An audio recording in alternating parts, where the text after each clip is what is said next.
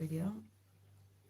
So as of next week, I will be doing like credit giveaway on the stream.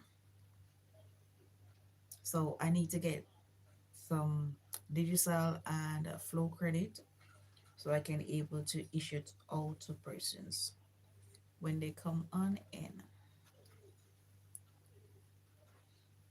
Or I may do it, put it like at the in the video. I'm not gonna say where in the video for persons who want to know what I'm doing. Them have to be watching the video um to see where I put the credit, because I'm not gonna tell you where exactly I put the credit because you will go skip the video just to find out where the credit is to get the credit. So I'm not gonna tell nobody we put in the video, but there will be a credit inside of my video coming.